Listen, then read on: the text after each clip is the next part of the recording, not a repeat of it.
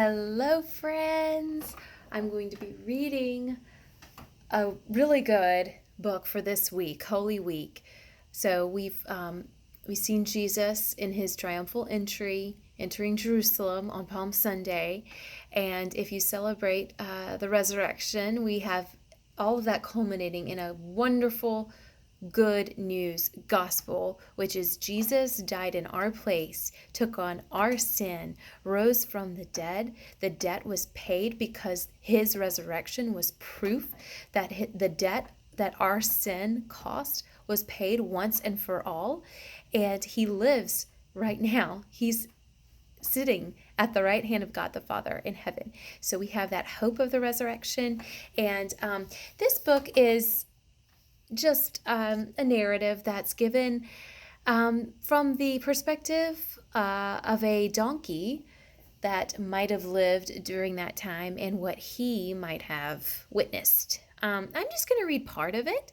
I would encourage you to buy the book, or if it's in your local library, or if you could borrow it from somebody. It's called The Donkey Who Carried a King by R.C. Sprole. Like I said, I'm just going to read a portion of it. Many years ago, there was a little donkey named Davy. He lived in a village close to the holy city of Jerusalem. He was too young to work, so he was kept in his pen. He had brothers and sisters, but none of them could play with him because they had jobs to do. Sometimes they carried sacks of olives for their master. Sometimes they worked for people in the community, and some of them even carried grown adults on their backs. Davy didn't have to carry anyone or anything. All he did every day was stand and wait, eat and sleep. It was boring, and Davy was often unhappy because it seemed no one wanted him to do anything.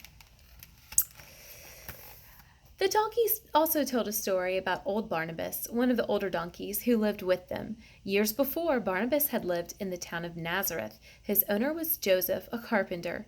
Joseph and his wife Mary, who was about to have a baby, had to go to his hometown of Bethlehem.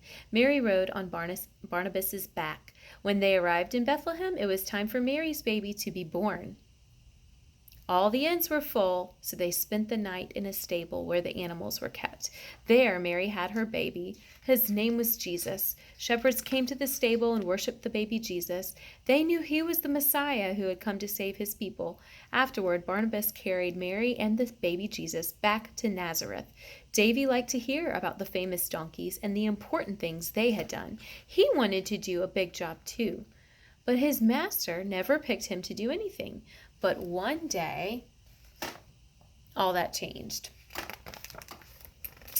It happened one morning when Davy was feeling especially down because he had nothing to do and could only eat and sleep. Davy saw two strangers coming. They spoke quietly to his owner. Davy tried to hear their conversation. He couldn't make out all their words, but he did hear one of the men say, "Because the Lord has need of him." Davy wondered what they were talking about. Davy's owner came to the pen and opened the gate. He brought Davy out and led him to the two men. "Take this donkey," he said. "His name is Davy. No one has ever ridden him before, but I think he will be able to do the job." Davy wondered, what are they going to have me do? Whatever it is, it seems important to these men. And so here we have the triumphal entry.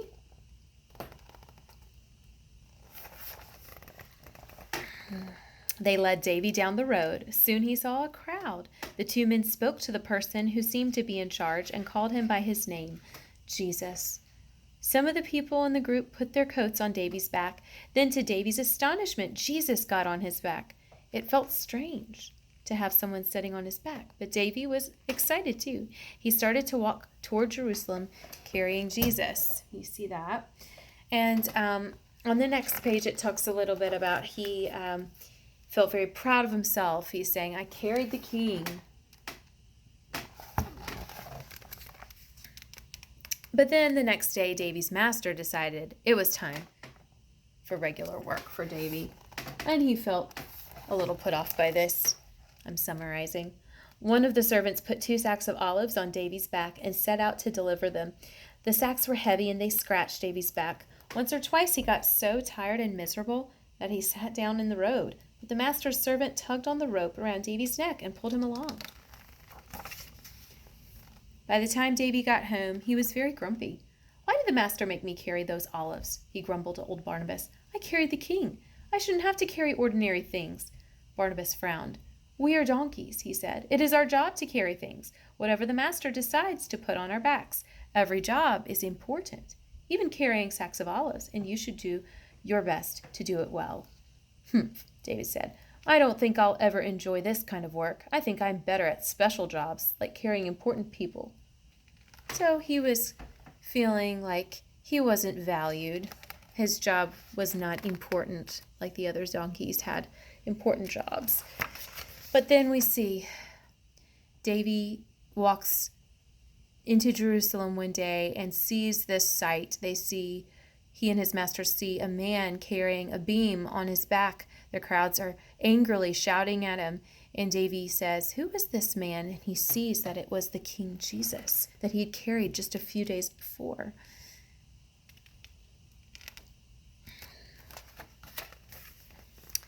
So Davy had to go home with that story in his mind. He talked to Barnabas, the older donkey. "I saw something terrible today," he said. "The king I carried was hurt, and the people made him carry a big wooden beam. Why did they do that?" Barnabas looked at him kindly. "I remember when I carried Jesus and his mother home from Bethlehem," he said. "His mother and his father knew that he would die to save his people. Someone had told them so.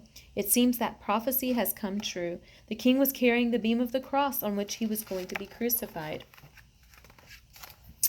Davy was amazed. "So the king was being a servant to others," he said. "Yes, Davy," Barnabas said. "It is a terrible thing that he is being treated so badly. But what he is doing is wonderful." Davy was quiet for several minutes. At last he said, "If the king was willing to carry that terrible beam, I will not complain about carrying our master's olives. I will follow Jesus' example and be a willing servant." And so we go on to know that that wasn't the end. We don't have to live with that lingering sadness. There's hope. And the hope is Jesus rose from the dead. And Jesus came as a servant, king and servant at the same time. And so we deserve all that punishment. We're sinners. We deserve punishment. We deserve death. But he died willingly, went to that cross as part of his plan with his Father, and he saved us from sin, rose from the dead. He didn't stay dead.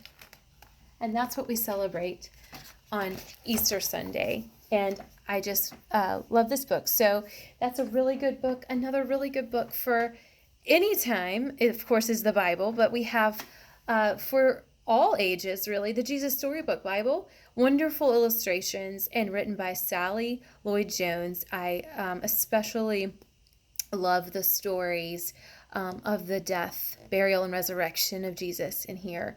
And it's giving the accounts as they appear in the Bible. So I really encourage you, if you don't already have this book, to read it together. All right, so happy Easter.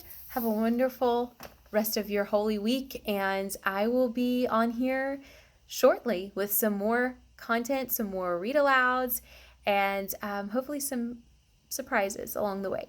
Have a good day.